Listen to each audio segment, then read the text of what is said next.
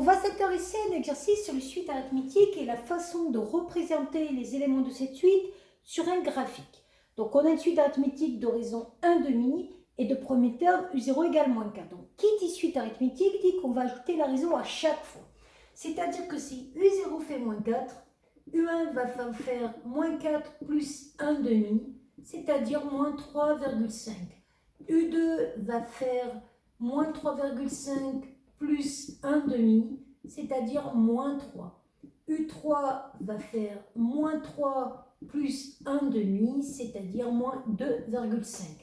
Si on devait représenter les éléments de cette suite dans un repère, le procédé est toujours le même. On fait deux axes gradués. L'axe des abscisses, ça sera toujours n, et l'axe des ordonnées, ça sera toujours un.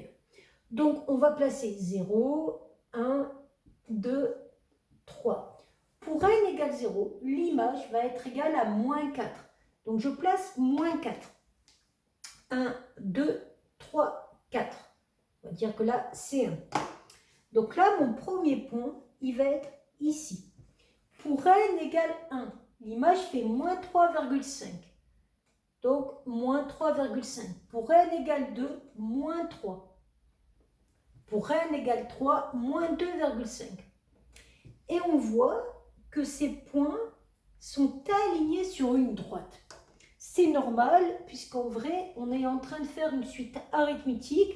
Et dans une suite arithmétique, les points de la suite seront toujours alignés, puisqu'il y a cette histoire de plus 1/2 qu'on ajoute à chaque fois. D'une façon générale, puisque c'est une suite arithmétique, UN va être égal à U0 plus N fois R. U0, c'est-à-dire moins 4, plus 1/2 fois N.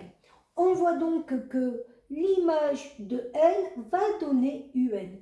La fonction correspondante est donc la fonction f de x égale moins 4 plus 1/2 de x.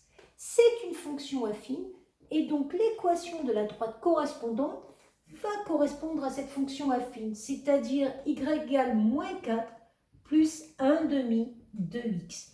Et si on vous demandait quel est le 10e terme de cette suite, si vous avez commencé à U0, le 10e terme, ça va être U9.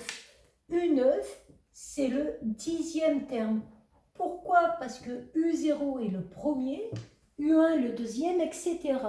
Et donc, quand on applique la formule, ça va donner moins 4 plus 1/2 fois 9, ça veut dire moins 4 plus 4,5, et donc le terme U9 sera égal à 0,5. Voilà.